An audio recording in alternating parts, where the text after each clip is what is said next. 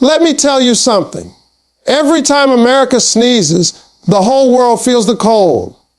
That's how much power the United States carries. And when somebody like Trump stands up and throws down a new rule, it ain't just words on paper. It's families, it's dreams, it's futures being shaken like dice in a casino. And this time, the spotlight is on Indians living in America. Millions of hardworking men and women who came chasing the American dream, who poured their sweat into building Silicon Valley, into running small businesses, into driving taxis, into teaching in schools, into working in hospitals. Now they're being told, maybe your time is up. Maybe you don't belong here no more. And I want to talk about that today, not just the politics of it, but the soul of it, the meaning of it, the fire inside it. Because let's be real, Indians didn't come to America with their hands out. They came with their hands working. They didn't come saying, give me something. They came saying, I'll build something. I'll create something. I'll make something out of nothing. Look at the tech industry. Look at medicine. Look at the number of CEOs running billion-dollar American companies with Indian roots. Look at how many of them have their fingerprints on the innovation that makes America stay number one in the world. Now imagine saying to them, pack your bags, go home. You think America stays the same after that? No, sir. No, ma'am. But this ain't just about America. This is about life. See, rules change. People in power, they make moves that shake up your comfort zone. And when that happens, you got two choices. You can cry about it, or you can rise above it. You can see it as rejection, or you can see it as redirection. Some of the greatest breakthroughs in life come when somebody slams the door in your face. What looks like the end might just be the beginning. Now let's talk about Indians specifically. For decades, America has been calling them the backbone of technology, the backbone of business, the backbone of medicine. But let me tell you something about the backbone. It ain't flashy, it ain't always praised, but without it, the body collapses. That's how important Indians have been in America's rise. And now this new rule threatens to break that backbone. But here's where the twist comes in. You can break a bone, but you can't break a spirit. You can remove a man from a country, but you can't remove the drive that man carries in his heart. You can send someone back to India, but you can't stop him from building the next Google, the next Microsoft, the next cure for cancer, the next revolution in AI. You see, India ain't the same India from 50 years ago. Back then, maybe you could say, if you ain't in America, you ain't making it big. But not today. Today, India is a powerhouse. Today, India's economy is booming, its tech industry is exploding, its military is flexing, and its people are hungry. Hungry to prove themselves. Hungry to rise. Hungry to show the world that they don't need permission from anybody to succeed.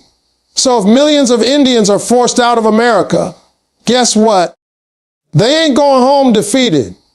They're going home armed with knowledge, with experience, with connections, with a fire that America itself lit inside them. That's why I say this whole situation is bigger than just visas and green cards.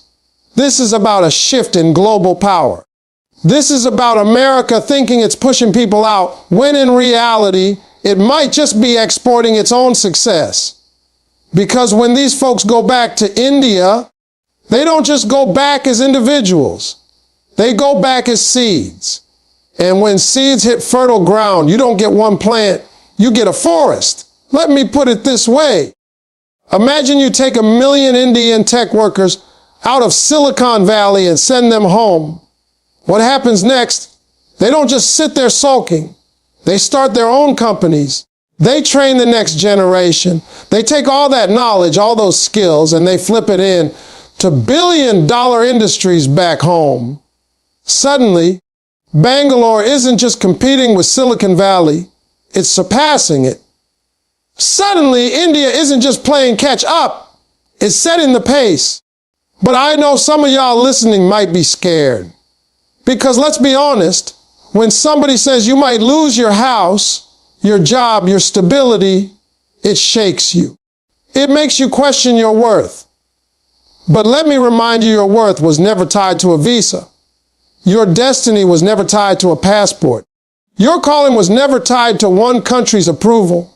You are bigger than a piece of paper, bigger than a rule, bigger than a politician's decision. You know what success really is? Success is when you can take rejection and flip it into redirection. Success is when the ground shifts under your feet, but you learn to dance on it anyway. Success is when they tell you, go home, and you say, fine, I'll build a home so strong, the world will come knocking at my door. Think about history. Every time people were pushed down, greatness rose up. Immigrants have always been told they don't belong. Italians were told it. Irish were told it. Mexicans were told it. Indians are being told it now. But you know what history shows? Those same people built America. They built its roads, its businesses, its universities, its culture. You cannot erase that. And let's not forget the irony here. America loves Indian talent when it benefits America. Loves the doctors, loves the engineers, loves the entrepreneurs. But when politics kicks in, suddenly it's time to go. But guess what? That's okay, because the value of Indian talent doesn't disappear when it crosses an ocean. It multiplies, because now it's being reinvested into India. And let me tell you, India with that kind of brainpower returning home, that's a storm. That's a shift. That's a global earthquake. Now, to my Indian brothers and sisters hearing this, don't you let fear run your life. Don't you let somebody else's rule make you question your power. You've already proven yourself. You've already shown the world what you're capable of. This is not the end of your story. It's the next chapter. And the next chapter might just be the most powerful one yet. America is a great country, no doubt. But greatness is not confined to one land. Greatness lives inside people. And wherever those people go, greatness follows. If you go back to India, greatness follows you there. If you go anywhere else, greatness follows you there too. See, the world is changing. Borders are changing. Economies are shifting. And sometimes what looks like a curse is actually a blessing in disguise. Sometimes being pushed out is the very thing that pushes you up. Sometimes losing a place forces you to find your real place. So when I hear about Trump's new rule, I don't just hear fear. I hear opportunity. I hear the sound of millions of Indians about to rise in ways the world ain't even ready for. I hear the story of a people who can't be stopped by a stamp on a passport. I hear the future, and that future ain't small. It's massive. It's unstoppable. It's undeniable. And let me close this part of the thought with this. The measure of a people is not how they act when everything's easy. It's how they rise when everything's hard. Indians have risen from colonization, from poverty, from discrimination, from every barrier you can name. And every single time they came back stronger. This time will be no different. You can change the rules, but you can't change the players. And the players, they're ready to win, no matter where the game is played. True power isn't where you live, it's what you carry inside and build wherever you stand. See, too many people in this world have been tricked into believing that geography defines destiny. They think if you live in America, you're destined for greatness. If you live in Europe, doors will magically open. If you live in some developing nation, you're somehow stuck with limitations. But let me tell you something real. Power has never been about a zip code. It has always been about the fire inside your chest. Because a determined man or woman will rise, whether they're in New York, New Delhi, or Nairobi. The soil doesn't make the seed. The seed makes the soil. Look at history. Some of the greatest movements, the greatest inventions, the greatest revolutions didn't come from the most comfortable environments. They came from struggle.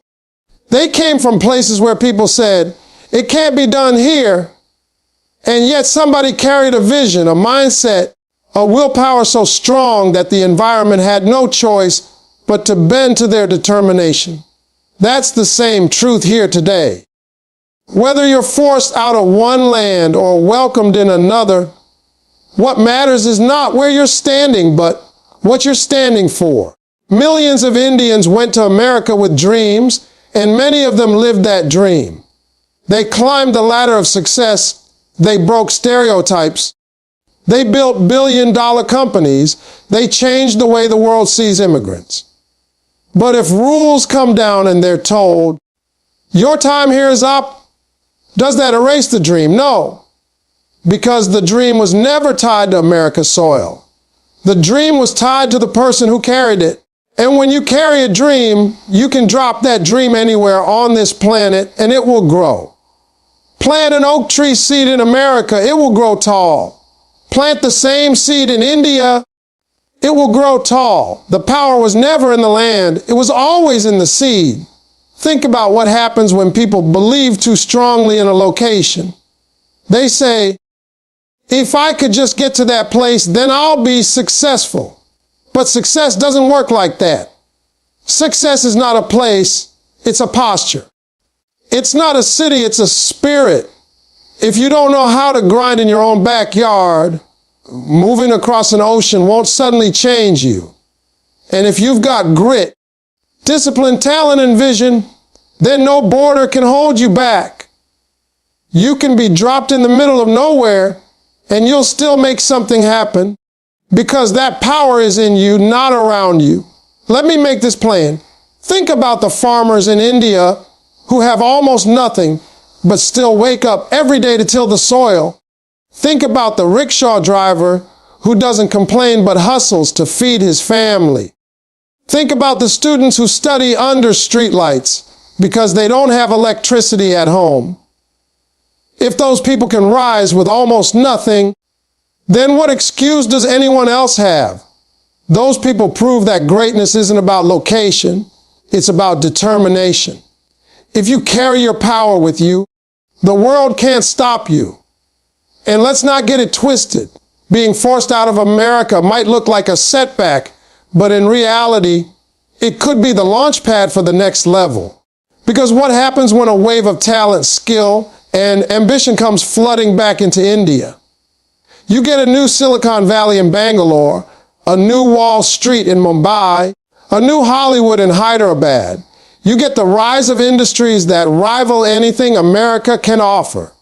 And all of it fueled by people who learned the best, mastered the best, and then came home with the best inside them.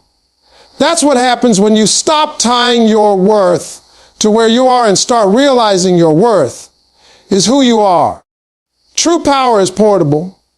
You can carry it in your mind, in your heart, in your hands. Nobody can confiscate it at the airport. Nobody can cancel it with a rule. Nobody can revoke it with a policy. You can take away someone's visa, but you can't take away their vision. You can deport a body, but you can't deport ambition.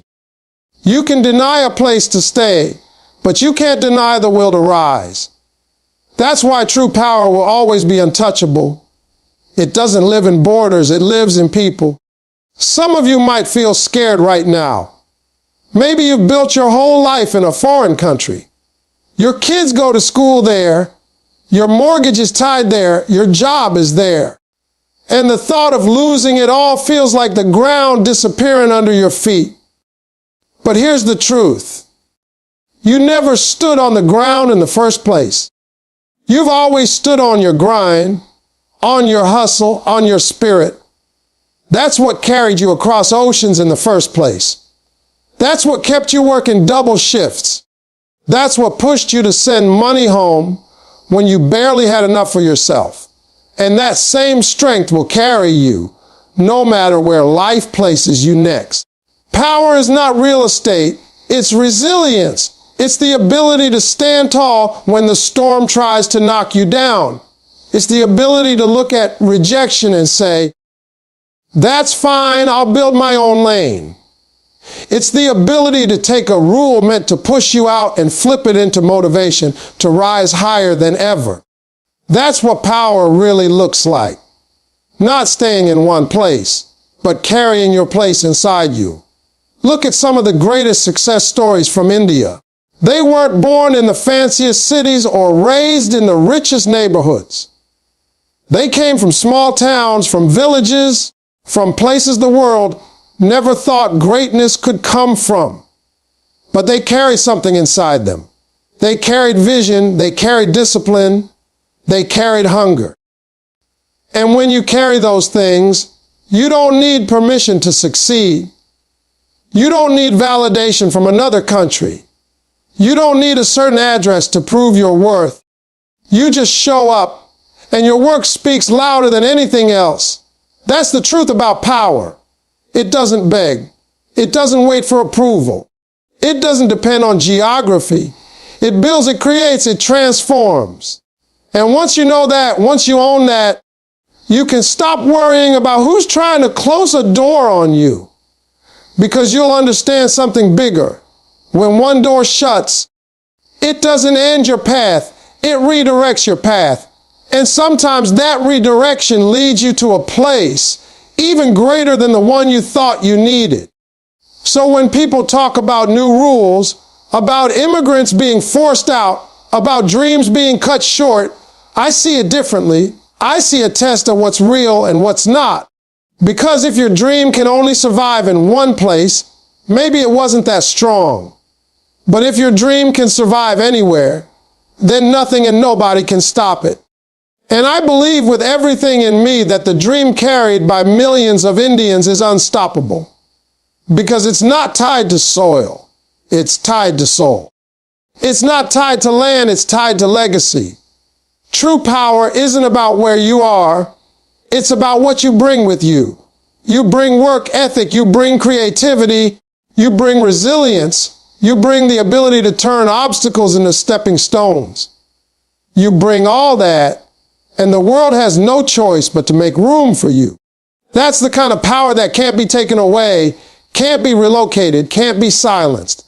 And when enough people carry that kind of power, no law, no rule, no politician can stand in the way of what comes next.